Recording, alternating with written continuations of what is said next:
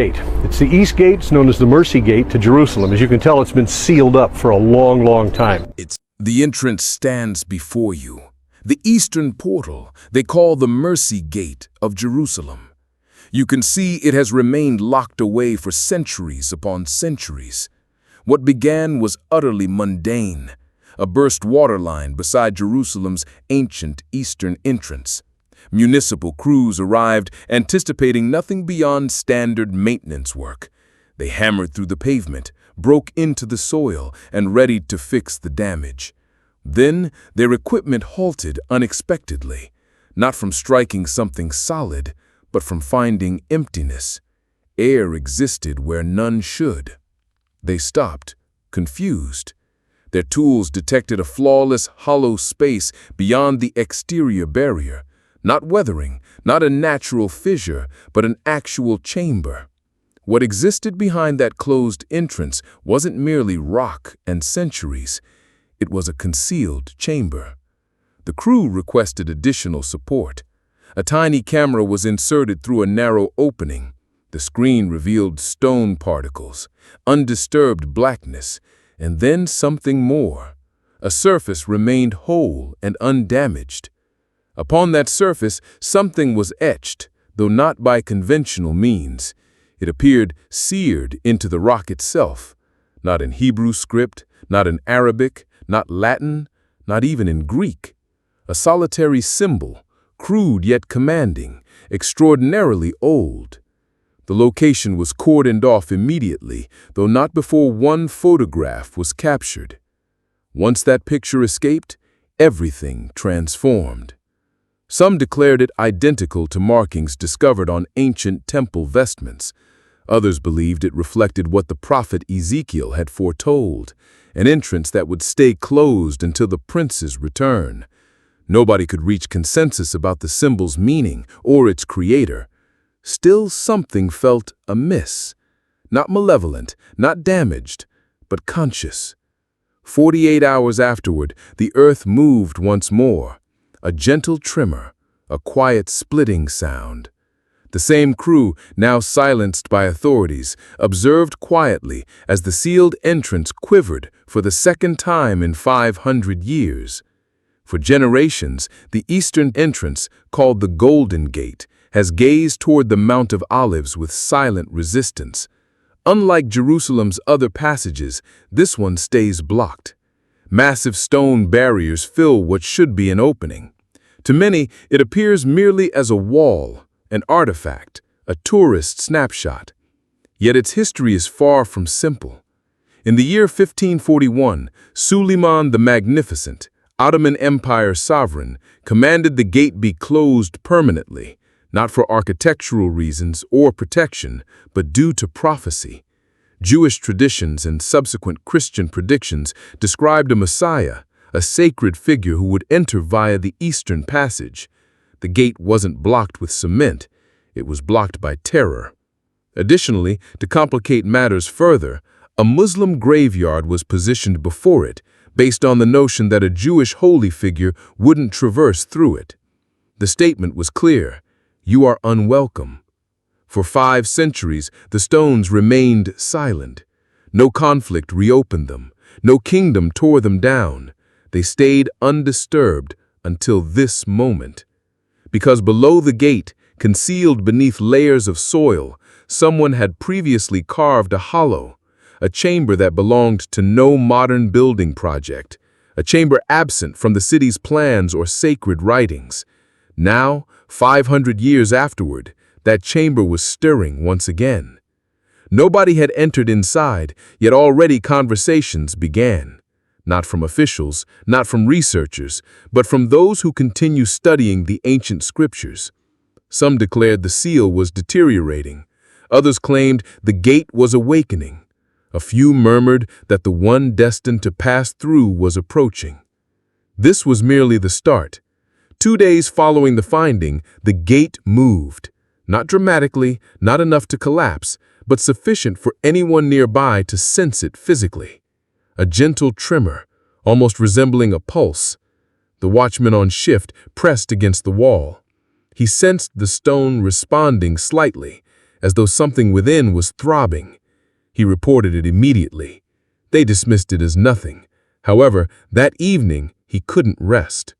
The following dawn, subtle fractures emerged across the gate's exterior surface. Not irregular, not resembling erosion, but curved and deliberate.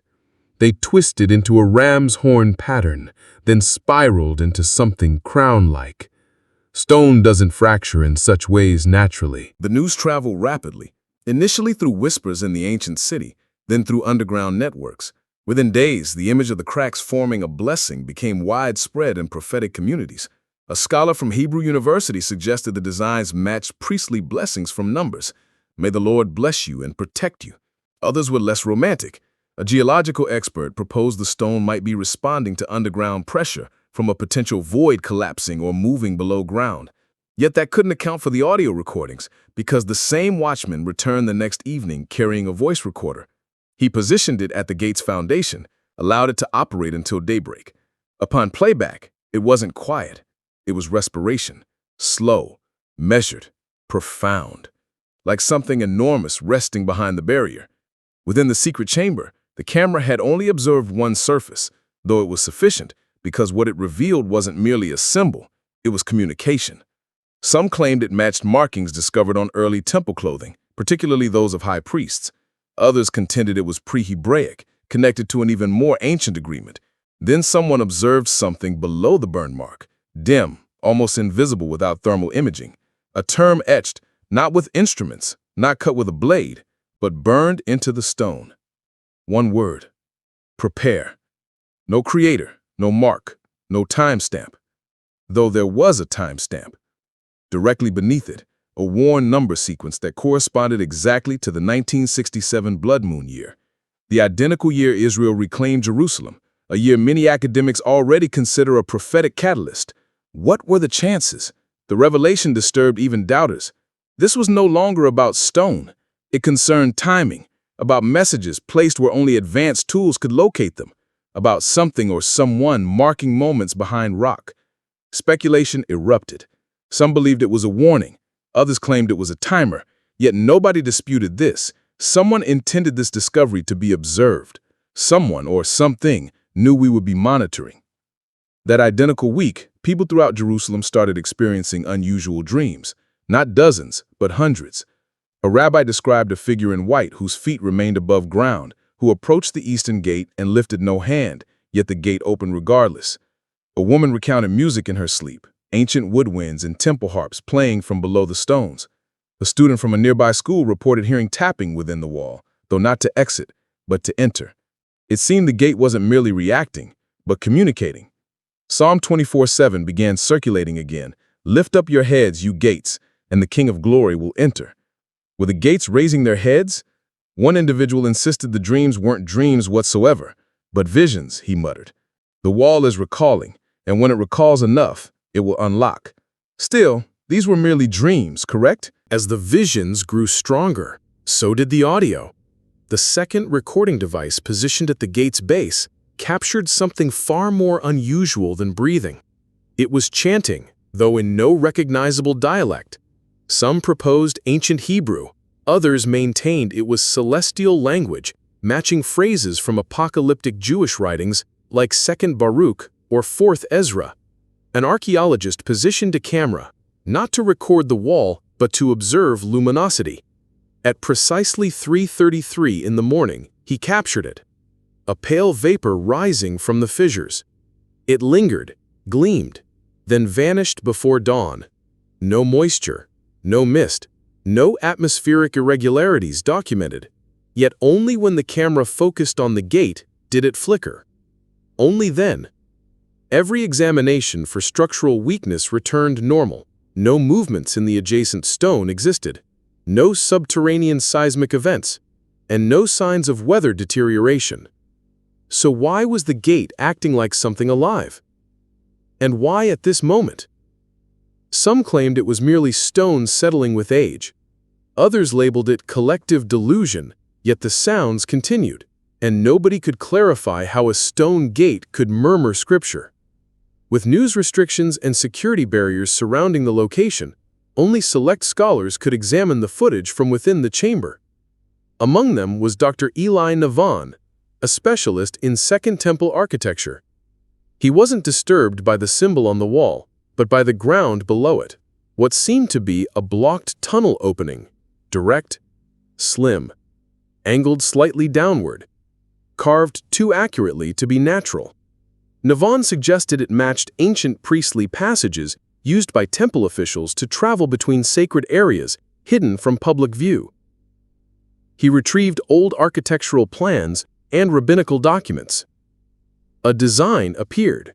There was a possibility this wasn't simply a chamber. It was a passage, potentially extending from the gate toward the Temple Mount. If true, the consequences were overwhelming. Why block a priestly tunnel? Unless it wasn't about their past activities, but about who they were anticipating. A gate sealed for centuries, a hidden priestly route, and now sounds, symbols, mist, movement. The city hadn't witnessed such a sign in lifetimes. But it was approaching. A fresh theory started forming.